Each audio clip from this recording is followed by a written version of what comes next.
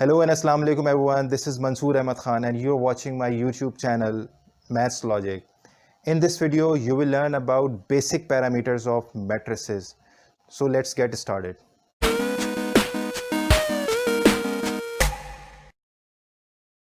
Okay, starting from matrices को पढ़ने से पहले हमें इसकी एक फॉर्मल सी डेफिनेशन को थोड़ा सा हम देखते हैं।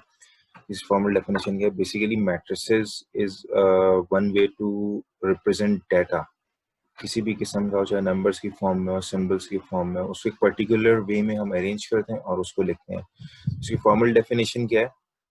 फॉर्मल डेफिनेशन इसकी ये है कि हमें, अगर हम इसको थोड़ा सा रीड करें, कि it's a rectangular array, ये rectangular array of a number or symbol or expression arranged in a row or a column। तो रेक्टेंगुलर एरे का मतलब अरेंजमेंट होता है नंबर्स को हम करें। अभी हम नंबर्स की सिर्फ बात करेंगे कि हमारे पास जो मैट्रिसेस होते हैं वो नंबर्स की फॉर्म में हम उसको डिस्कस करते हैं, उससे रिलेटेड प्रॉब्लम्स हम डिस्कस करते हैं। ठीक है, तो ये एक अरेंजमेंट है बेसिकली। अच्छा, रेक्टेंगुलर एरे क्यों कहते हैं, रेक्टेंगुलर ही क्यों कहते हैं, ये चीज़ आपको आगे जाके समझ में आ जाएगी आपके। Okay, as I told you कि मैट्रिसेस जो है वो रेक्टेंगुलर एरेज की फॉर्म में लिखे जाते हैं। इससे क्या मतलब क्या है, ये दोनों जो रेक्टेंगुलर एरेज हैं वो रोज और कॉलम्स, यानी रो ऐसे होगी और कॉलम्स ऐसे होंगे वर्टिकल। ठीक है, तो ये बेसिकली क्या कहलाते हैं, ये मिल के क्या बनाता है, ये पूरा मिल के रेक्टेंगुलर एरे बना देता है। मतलब जो शेप बनती है वो रेक्टेंगुलर शेप बनती है। किस तरह बनती है वो अभी हम एक एग्जाम्पल में देखते हैं। तो हॉरिजॉन्टल एरेज को मतलब रोज और वर्टिकल एरेज का मतलब है कॉलम्स, और इसको यूजुअली हम रिप्रेजेंट करते हैं स्क्वायर ब्रैकेट से।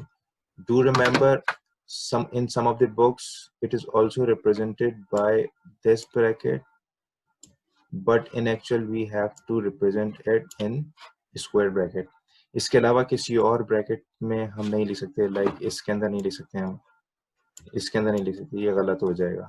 ठीक है, ये गलत हो जाएगा। तो ये ऐसे लिखते हैं या इस तरीके से लिखते हैं हम। ठीक है, ये तरीका है या ये वाला तरीका है, लेकिन आपने लिखना कौन सा है, ये स्क्वायर ब्रैकेट लिखना है, जिसको मैं डबल ट्रिपल टिक किया मैंने।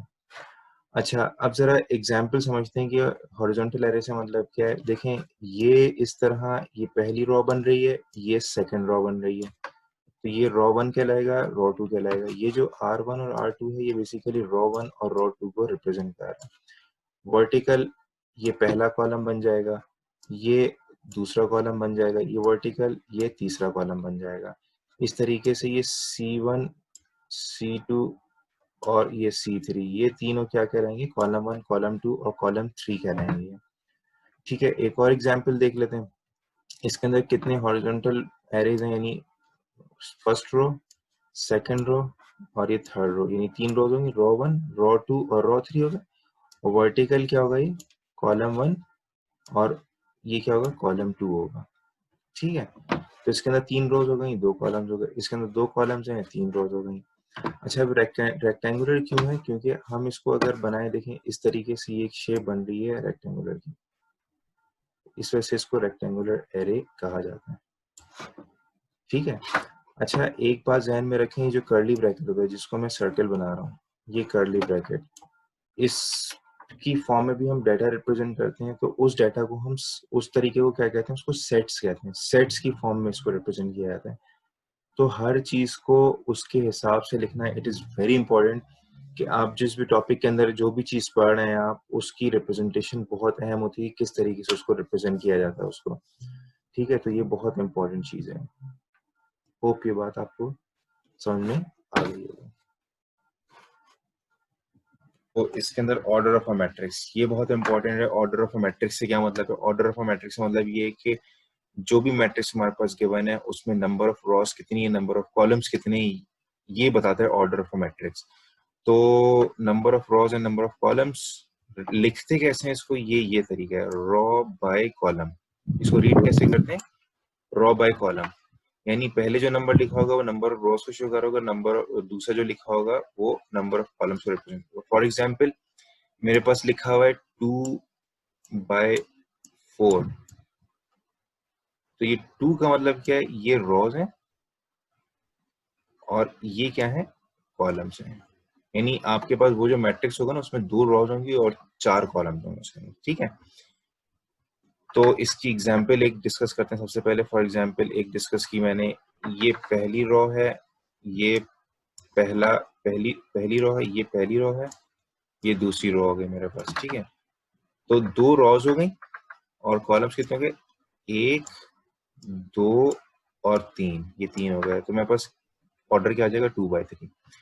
पहला जो नंबर शो कर रहा होगा ना, पहला जो नंबर, वो नंबर ऑफ रोज को शो कर रहा होगा, दूसरा नंबर जो होगा नंबर ऑफ कॉलम्स होगा। ये रो कहलाएगी और ये क्या कहलाएगा, कॉलम कहलाएगा, ठीक है। फिर इसी तरीके से मैं एक और एग्जांपल डिस्कस कर लेता हूँ। ये पहली रो हो गई, यानी 1 रो हो गई, 2 रो और 3, ये फर्स्ट कॉलम, ये सेकंड कॉलम। तो 3 रोज हो गई और 2 कॉलम्स हो गए। तो इसका ऑर्डर क्या हो जाएगा, 3/2 हो जाएगा। पहला नंबर मैंने क्या लिखना है, नंबर ऑफ रोज को, और दूसरा क्या होगा, नंबर ऑफ कॉलम्स को। अच्छा, ऑर्डर ऑफ अ मैट्रिक्स के कुछ और नाम भी होते हैं, मतलब हम इसको साइज ऑफ अ मैट्रिक्स भी कह सकते हैं और डायमेंशन, मैट्रिक्स डायमेंशन भी कह सकते हैं।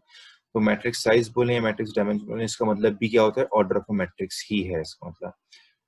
अच्छा, मैट्रिक्स रिप्रेजेंटेशन अभी आप लोगों ने सीख ली है कि भाई इसको स्क्वायर ब्रैकेट में लिखते हैं, रोज़ की फॉर्म में लिखते हैं, कॉलम्स की फॉर्म में लिखते हैं, कितनी रोज़ में लिखना है, कितने कॉलम्स में लिखना है, ये सब चीज़ें आप लोगों ने सीखी हुई हैं उसके अंदर, ठीक है। अब इसकी एक नोटेशन होती है, यूजुअली इस तरह मैट्रिक्स लिखा हुआ आता है हायर क्लासेस के अंदर, AIJ मिसाल के तौर पर लिखा हुआ है। ये AIJ का मतलब क्या है, स्मॉल AIJ, इसकी बात कर रहा हूँ। ये एलिमेंट है, ये क्या है, एलिमेंट्स। वेयर I किसको रिप्रेजेंट कर रहा है, position of row, and J is the position of the column, ठीक है। I किसको रिप्रेजेंट कर रहा है, रो को, पोजीशन ऑफ रो को, और J किसको रिप्रेजेंट कर रहा है, पोजीशन ऑफ कॉलम को, इस एलिमेंट A की, ठीक है। अच्छा, अब मिसाल के तौर पर मुझे एक मैट्रिक्स बनाना है, किस ऑर्डर का, A 2/2 का बनाना है।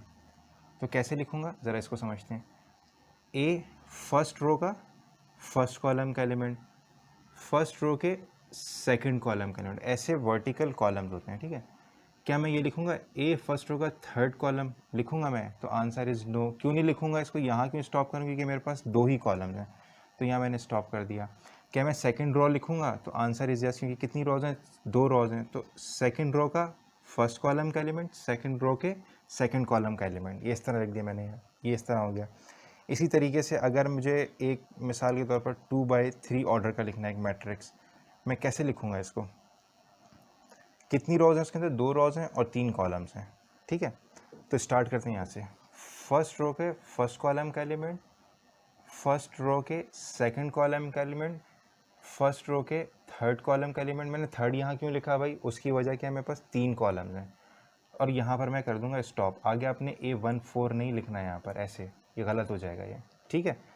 अच्छा, यहाँ रुक दिया। क्या मैं सेकंड रो लिखूंगा, तो answer is yes, second row के, क्योंकि इसके अंदर कितनी रोज हैं, सेकंड रोज हैं। सेकंड रो के फर्स्ट कॉलम का एलिमेंट, सेकंड रो के सेकंड कॉलम का एलिमेंट, सेकंड रो के थर्ड कॉलम का एलिमेंट। तो ये मेरे पास क्या हो गया, A 2/3 ऑर्डर का मैट्रिक्स आ गया, इस तरह लिख दिया इसको मैंने, ठीक है। अच्छा, अब जो मैं बात बताने लगा हूँ, ज़रा उसको हम बहुत अच्छे तरीके से समझने की कोशिश करते हैं। मिसाल के तौर पर एक मैट्रिक्स है मेरे पास 3/3 ऑर्डर का, किस ऑर्डर का है, 3/3 ऑर्डर का, उसको मैंने उसी तरह लिखा, ठीक है। ये मैंने यहाँ पर मैट्रिक्स लिख दिया, किस ऑर्डर का है ये, 3/3 ऑर्डर का मैट्रिक्स है ये मेरे पास ये। अच्छा, ये जिसको मैं हाईलाइट कर रहा हूँ ना, ये कहलाते हैं क्या, ये कहलाते हैं डायगोनल एलिमेंट्स।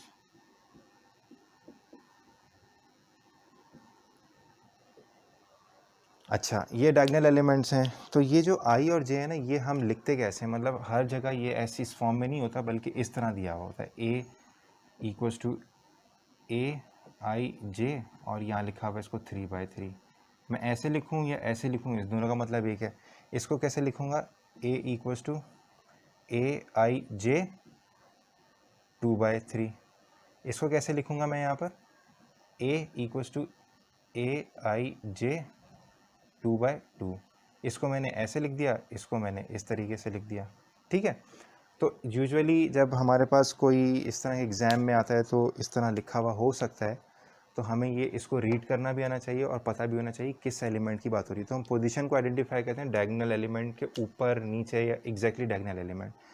तो वो कैसे आइडेंटिफाई करते हैं इस नोटेशन के अंदर, अगर मिसाल के तौर पर 3 पॉसिबिलिटीज़ हैं, बेसिकली तो 2 पॉसिबिलिटीज़ हैं, आई इक्वल्स टू जे होगा या आई इज़ नॉट इक्वल्स टू जे होगा। क्या मतलब है इस बात का? इस बात का मतलब है कि अगर आई और जे बराबर हैं, यानी पोजीशन ऑफ रो और पोजीशन ऑफ कॉलम सेम है, ठीक है, तो इसका मतलब है डायगोनल एलिमेंट की बात हो रही है। तो ये कैसे डायगोनल एलिमेंट की बात हो रही है भाई? अब ये देख लें, जिसको मैंने हाईलाइट किया हुआ है, जिसको मैं डायगोनल एलिमेंट बोल रहा हूँ, ये देखें A11, A22, A23। First number जो है वो आई को रिप्रेजेंट कर रहा है, सेकंड नंबर रो को जे को रिप्रेजेंट कर रहा है। तो आई और जे बराबर हैं, आई और जे बराबर हैं, आई और जे बराबर हैं यहाँ पर, ठीक है। तो जब भी आई और जे बराबर होंगे इसका मतलब है डायगोनल एलिमेंट की बात हो रही है वो, ठीक है। अच्छा, यहाँ मैंने जो वेरिएबल यूज़ किए आई और जे यूज़ किए, बहुत सारी जगहों पर दूसरे वेरिएबल्स भी यूज़ हो सकते हैं। बस याद रखनी है आप लोगों ने क्या बात, जो फर्स्ट नंबर होगा वो किसको रिप्रेजेंट करेगा, पोजीशन ऑफ रो को, और जो सेकंड नंबर होगा वो पोजीशन ऑफ कॉलम को रिप्रेजेंट कर रहा होगा, ठीक है। अच्छा, आई इज़ नॉट इक्वल टू जे, इसका मतलब है अदर देन डायगोनल एलिमेंट्स। अच्छा, अब अदर देन डायगोनल एलिमेंट्स कौन से हैं? A21, A32, A31, A12, A13, A23। अब ज़रा इसको देखें, ये कहलाते हैं अबव द डायगोनल एलिमेंट्स, और ये वाले नंबर्स क्या कहलाते हैं?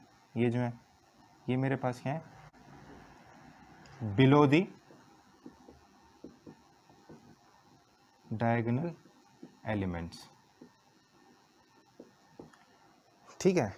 तो अब हमें कैसे पता चलेगा कि i equal to j, when i is not equal to j, कि वो अबव द डायगोनल एलिमेंट्स आ रहे हैं या बिलो द डायगोनल एलिमेंट्स आ रहे हैं? तो बहुत आसान सी पहचान है इसकी। वो क्या पहचान है भाई? नॉट इक्वल है ना, नॉट इक्वल में 2 पॉसिबिलिटीज़ हैं। नॉट इक्वल के अंदर डू रिमेंबर, नॉट इक्वल में क्या है, 2 पॉसिबिलिटीज़ हैं। वो 2 पॉसिबिलिटीज़ क्या हैं, ज़रा उसको समझते हैं।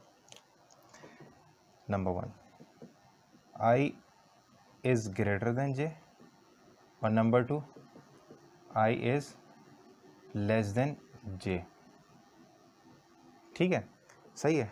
अगर आई की वैल्यू ग्रेटर देन जे होगी तो इसका मतलब क्या है,